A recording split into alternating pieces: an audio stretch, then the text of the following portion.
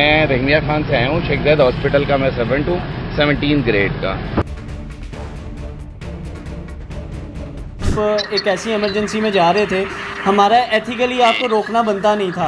वो एक जायज़ बात थी क्योंकि मतलब फैंसी नंबर प्लेट्स थी, कंप्यूटराइज्ड होनी चाहिए। कि आप ये कहना चाह रहे हैं कि आप खाली 17वें ग्रेड के ऑफिसर नहीं हैं, बल्कि आपके प्राइवेट बिजनेसेस भी हैं, जिसमें बॉडी हॉलिक्स के नाम से एक जिम है।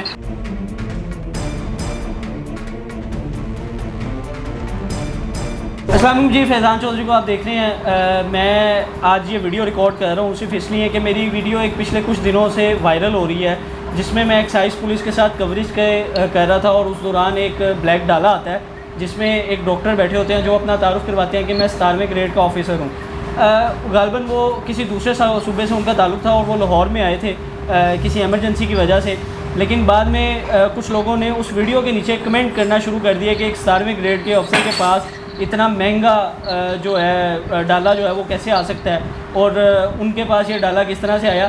तो ये सारी कहानी क्या थी, डॉक्टर जुनैर मेरे साथ मौजूद हैं, इनसे बात करेंगे और इन्हीं से हकीकत जो है वो आपको बताएंगे। मैं एक चीज़ यहाँ पर ये बताता चाहूँ कि मैंने कहा आज स्पेशल शर्ट भी सेम पहनी है ताकि लोगों को ये यकीन हो जाए कि मैं ही उस दौरान वीडियो में था और जो वीडियो वायरल हो रही है वो मेरी और डॉक्टर जुनैर की ही थी। तो डॉक्टर साहब आपकी तरफ आऊँगा, मैं हकीकत जानना चाहता हूँ कि लोग कह रहे हैं कि आप 17वें ग्रेड के ऑफिसर हैं, आपके पास वो डाला कैसे आ सकता है? मैं 17 ग्रेड ऑफिसर हूँ और मेरे पास ये डॉज रैम का ट्रक कैसे हो सकता है, ये हाँ जी सवाल है। जी। अच्छा, हाँ ठीक है, बिल्कुल। ये ज़्यादातर जो मैंने देखा है, जितना भी आपको वीडियो के नीचे कमेंट थे वो मोस्ट लाइकली यही थे कि मतलब 17 ग्रेड के ऑफिसर के पास डॉज रैम का ट्रक कैसे हो सकता है। अच्छा, मैं आप ये बता देता हूँ, ये डॉज रैम का ट्रक मेरे पास जो है ना बचपन से तो नहीं था। मैं जब 17 ग्रेड का ऑफिसर भर्ती हुआ था इस शेख ज़ैद हॉस्पिटल में, 14 साल पहले की बात है, 14 ईयर बैक, ठीक है। तो उस वक्त मेरे पास एक स्विफ्ट होती थी जो 3 लाख रुपए एडवांस दे के बैंक से लीज पे ली थी मैंने, ठीक है। और उस वक्त उस गाड़ी की प्राइस 12 लाख रुपए होती थी, 12,90,000। अच्छा, जो ग्रीन कलर की वो स्विफ्ट मैंने ली थी बैंक से, जिसको 3,000 मैंने 3 लाख रुपए डाउन पेमेंट दी थी और उसके बाद जो है ना उसकी मंथली इंस्टॉलमेंट जैसे बैंक का प्लान होता है। तो उसमें उस जॉब से मेरा ख्याल इतनी को कैसे निकल आती थी कि वो जो जॉब अभी भी चल रही है। अच्छा, उसके बाद ऑब्वियसली जैसे सब लोग करते हैं, मुझे लगा कि लाइफ स्टाइल थोड़ा बंदे का इंक्रीज़ होना चाहिए और बीइंग डॉक्टर एक जॉब पे तो नहीं बैठ सकता। मैं अपनी यूनिवर्सिटी लाइफ में जिम का भी जॉब करता था, तो मैंने इस अपने एरिया में रहीमिया खान में आई थॉट कि ना अगर हम जिम एक हेल्दी फिटनेस के लिए और बीइंग डॉक्टर बड़े कम लोग ये काम करते हैं तो कर लिया जाए तो इस बड़ा ठीक रह जाएगा। तो I started my gym in Rahimiya Khan like 12 year back, जब मैंने इधर हॉस्पिटल के अंदर जॉब स्टार्ट की ना। तो वो जिम का सामान भी शायद किसी ने मुझे थोड़ी बहुत मेरे फादर ने हेल्प की और ऑब्वियसली तो उसके बाद शायद मेरी मदर का मुझे अभी भी याद है कि थोड़ा बहुत कोई गोल्ड भी सेल हुआ था उस वक्त, 2-2.5 लाख रुपए का। ये मुझे बड़े अच्छे से याद है ना। तो उसके बाद वो जिम मैंने बनाया इधर हॉस्पिटल रोड के ऊपर और उसको माशाल्लाह आज हो गए हैं मेरे इस जिम के, जो आप पेज देखेंगे ना मेरा बॉडी हॉलिक्स का, तो शायद आपको पता लग जाएगा कि वो 8 से 10 साल पुराना पेज है, ठीक है।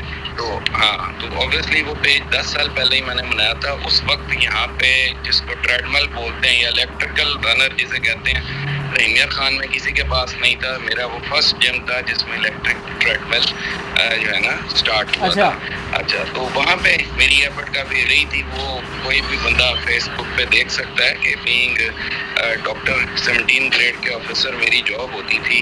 ऑब्वियसली बीच में वीक में एक नाइट ड्यूटी होती थी और बाकी 8 to 2 मॉर्निंग ड्यूटी जो हॉस्पिटल में होती है। बाकी टाइम मैं जिम पे देता था और अभी भी जो है माशाल्लाह मेरे पास अब मेरे अपने 3 जिम है, एक सादिकाबाद में, एक रहीमिया खान में और एक रहीमिया खान में जो है एक तो जो इसका नेटिव एरिया करीब वहाँ के पे ना। तो ये ज़री बात है उसी से। लेकिन बात ये है कि 12 साल इसमें फुल फ्लेज स्ट्रगल रही है। और ये तो मैं बात जो ज़बानी कलामी आपके साथ नहीं कर रहा, ये पेज पे आई गेस लोगों को वो बॉडीहॉलिक्स वाला पेज है उसमें नज़र आ ही जाएगा कि मैंने, बल्कि उसमें खुद मेरी अपनी ट्रेनिंग और बॉडी मॉडिफिकेशन भी है, लाइक जो 10 to 12 ईयर बैक से मैं ये काम कर रहा हूँ। तो उसमें अभी इस वक्त जो है साउथ पंजाब में बॉडीहॉलिक्स के नाम से मतलब मेरा एक अच्छा जो है ना रेनाउंड किस्म का जिम है, और अभी भी मेरे पास माशाल्लाह वहाँ पे 500 प्लस मेंबर्स हैं। अच्छा जुनैर भाई मैं यहाँ पर मतलब लोगों को ये बताना चाहूँगा कि आप ये कहना चाह रहे हैं कि आप खाली 17वीं ग्रेड के ऑफिसर नहीं हैं, बल्कि आपके प्राइवेट बिजनेसेस भी हैं जिसमें बॉडीहॉलिक्स के नाम से एक जिम है। इसके अलावा आप क्या करते हैं, मतलब क्या जिम के अलावा क्या कोई आप स्पेशल ट्रीटमेंट भी दे रहे हैं लोगों को? मेरा प्राइवेट क्लिनिक है एस्थेटिक्स स्किनहॉलिक्स के नाम से, स्किन एस्थेटिक सेंटर है, लेकिन ये मैंने 3 साल पहले मैंने स्टार्ट किया है। तो इसमें मेरी जितनी कॉस्मेटिक सर्जरी है वो मैं कर रहा हूँ। मैंने दूसरा कि जिम के साथ साथ मैंने MBBS के बाद मास्टर ऑफ सर्जरी MS पूरा किया है। उसके बाद sports nutrition and exercise sciences में लिमरिक यूनिवर्सिटी से MSc स्पोर्ट्स न्यूट्रिशन और एक्सरसाइज साइंसेज में भी मास्टर किया है। तो मैं डबल मास्टर हूँ। हाँ, तो ये सारा कुछ जिम के साथ साथ ही चला है, और इतनी सारी चीज़ें साथ लेके चलना ऑब्वियसली स्ट्रगल और मेहनत मांगते हैं। और मैं समझता हूँ कि 2-3 चीज़ें अगर कोई बंदा भी कर ले तो वो डॉज का ट्रक रख सकता है, अगर उसका है ना बिल्कुल ऐसे ही है। 3-4 काम अगर इकट्ठे चल जाएं तो। लेकिन ये भी है कि मेरे पास डॉज के ट्रक के अलावा और कुछ भी नहीं है, ये या एक घर है। तो मतलब ना मेरी कोई जो है बंदों की प्रायोरिटी होती है कि आपको जैसे लाइक मुझे शौक है कि मेरे पास अच्छी गाड़ी हो, अच्छी सवारी हो। लोग हो सकता है इससे जो है ना इत्तेफाक ना करें, वो कोशिश करते हैं कि उनकी कोई प्रॉपर्टी या इस तरह की चीज़ हो, वो बस अपना अपना फेल है। लेकिन अच्छा जुनैर भाई और उसके बाद एक गाड़ी है मेरे पास, वो ज़रा अच्छी है, उसकी अफोर्डेबिलिटी भी मुश्किल है थोड़ी, लेकिन उसके लिए ऑब्वियसली मुझे काम करना पड़ता है। और अभी माशाल्लाह मेरे पास जो आप फेसबुक पे देख लें कम से कम 1000 से ऊपर पेशेंट्स की जो प्रोसीजर्स हैं वो मेरे हाथ से किए हुए आपको लाइव मिल जाएंगे। जो अच्छा जुनैर भाई मैं यहाँ पर ये जानना चाहूँगा कि उस दिन जब आपको हमने एक्साइज पुलिस के साथ रोका तो क्या रवैया था, आपको किस तरह लगा, एक्साइज पुलिस ने आपको कैसे ट्रीट किया? हम जो कवरेज कर रहे थे उस बारे में कुछ बताएं। मैंने उसमें भी बताया कि जो भी मीडिया और एक्साइज वाले इंस्पेक्टर थे उन्होंने बड़ा बहुत ही जो है ना प्रोफेशनली बिहेव किया, और मुझे वैसे ये काफ़ी जो है ना अच्छा लगा। पहले कभी प्रोफेशनली बिहेव करने का एक्सपीरियंस मेरे साथ रहा नहीं है वैसे। अच्छा, कहीं पे भी इवन हाँ के मतलब आप तो शॉक्ड हुए होंगे कि ये इतना प्रोफेशनली कैसे बिहेव कर रहे हैं। हाँ नहीं, वो काफ़ी रूडली करते हैं, तो बट आई वाज शॉक्ड कि ये बड़ा खैर बहुत जो है अप टू द मार्क और प्रोफेशनल बिहेवियर। तो सबसे अच्छी बात ये थी कि जब मैंने उन्हें बताया तो उन्होंने, और आप भी शायद उन्होंने आपसे इस चीज़ में पूछा कि हाँ मेरा ख्याल है इन्हें जाने देना चाहिए, तो आपने कहा बिल्कुल जो है ना, क्योंकि ऑब्वियसली वो एक वक्त ऐसा होता है कि उसमें बंदा, मेरी ये कोशिश थी अगर ये ना भी आप ये वो करते तो आई वाज थिंकिंग कि मैं कुछ ऐसी चीज़ आप लोगों को ID कार्ड के कुछ दे दूं कि मतलब I will come back to you after this checkup ना, बट लेकिन उसकी नौबत नहीं आई। आप लोगों ने बड़ा अच्छा जो है ना कोऑपरेट किया, और मैंने फौरन वहाँ से जो है ना जाके असल में वो जुनैर भाई वहाँ पे उस वक्त सिचुएशन ऐसी थी, आप एक ऐसी इमरजेंसी में जा रहे थे, हमारा एथिकली आपको रोकना बनता नहीं था। तो हम तो ड्यूटी कर रहे थे, एक्साइज वाले भी ड्यूटी कर रहे थे, तो उन्होंने तो रेगुलर गाड़ी में रोका, लेकिन जब जैसे ही आपने अपनी परेशानी बताई और बताया कि आप किस सिचुएशन में जा रहे हैं, तो हमने मुनासिब यही समझा था कि आपको जाने दिया जाए, क्योंकि आपने अपनी एक तो अपोलोजाइज़ कर लिया था गलती पे, और दूसरा आपने कहा था कि आप ख्याल करेंगे आइंदा भी।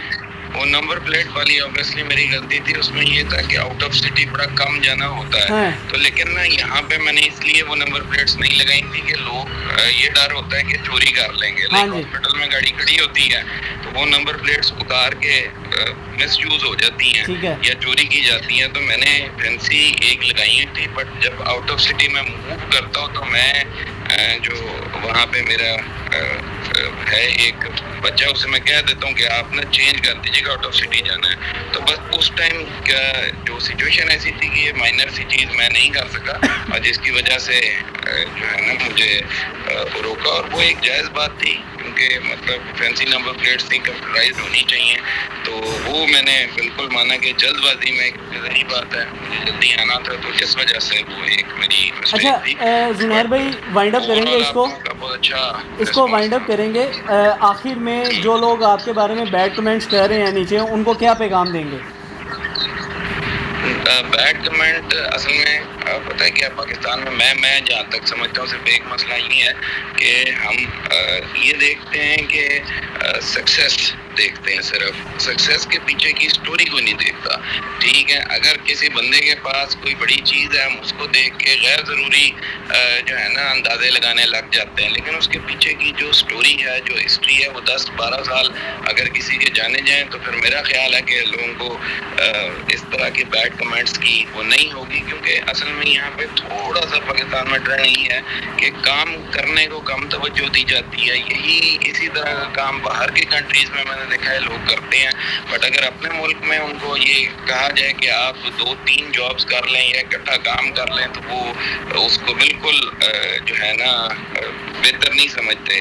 और इसमें ये था कि काफ़ी कमेंट उसमें इसी तरह के हैं, मतलब वो देख के मुझे लगा कि मतलब लोग बहुत गलत जो परसीव कर रहे हैं। एक तो कि अगर मेरी फिजिक अच्छी बनी हुई थी और ट्रक अच्छा था, दे वर थिंकिंग कि शायद मतलब कोई 17 ग्रेड का वो ऑफिसर है जो शायद कहीं से कोई जो है ना रिश्वत ले रहा है, या अव्वल तो मेरी हॉस्पिटल में इस नौयत की जॉब नहीं है। वो भी मैं बता दूं कि हॉस्पिटल में मैं एज आ नेफ्रोलॉजी कंसल्टेंट, जो डायलिसिस यूनिट होता है ना, डायलिसिस यूनिट जहाँ पे पेशेंट्स के डायलिसिस होते हैं, उसके बाहर ओपीडी है, और वहाँ पे वो डायलिसिस पेशेंट्स रेगुलर आते हैं, और मैं उस ओपीडी का इंचार्ज हूँ 8 से 2 बजे तक सारे डायलिसिस के पेशेंट्स को, और माशाल्लाह मेरी डेली पेशेंट की चेक करने की एवरेज 100 से ज़्यादा है, और इसका भी ऑफिशियल रिकॉर्ड शेख ज़ैद हॉस्पिटल में मौजूद है। तो वो ये सारी चीज़ें ना, तो लोगों को बस यही कहना चाहिए कि मेरा ख्याल है कि हमें शायद मेरे पास इतना वक्त नहीं होता कि हम किसी को देख के सोच सकें कि इसके पास ये चीज़ कहाँ से आई,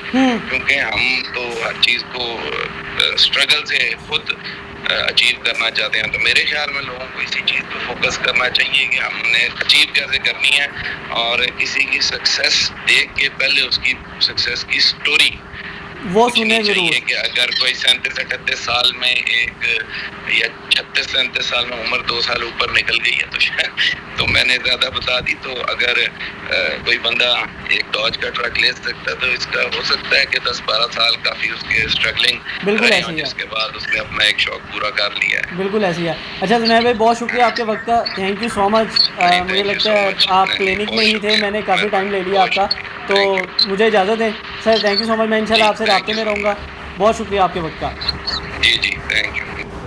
तो नहीं जी, ये डॉक्टर जुनैर थे जिनको उस दिन रोका गया था एक्साइज पुलिस के साथ, और उसके बाद वो वीडियो वायरल हो जाती है, और वायरल होने के बाद लोगों ने काफ़ी कमेंट्स नीचे किए कि जी ये 17वें ग्रेड का ऑफिसर है, रिश्वत लेता होगा, इसके बाद डॉज का ट्रक कैसे आ गया, ये गैर नमूना नंबर प्लेट लेके जा रहा था, और इस तरह के काफ़ी कमेंट्स आपने भी देखे होंगे, वीडियो चूँकि काफ़ी वायरल हुई है।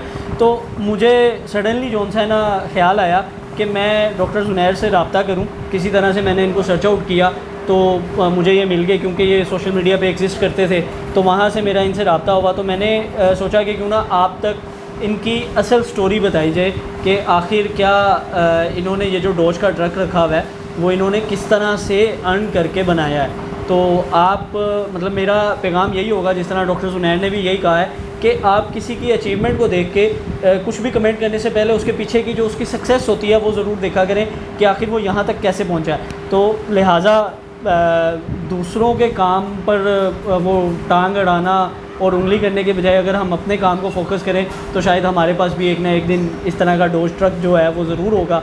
तो ये एंड पे यही पैगाम होगा कि लिहाजा दूसरों पे बैड कमेंट्स कभी ना करें, उसके पीछे की कहानी ज़रूर एक बार जान लिया करें। ये वीडियो बनाने का मकसद भी यही था कि आपको असल कहानी का पता चल सके कि क्या वाकई जो आप लोग सोच रहे हैं उस तरह का कुछ है या नहीं। तो लिहाजा हकीकत आपके सामने थी, फैसला अब आपका है। मुझे दीजिए इजाज़त, अल्लाह हाफ़िज़।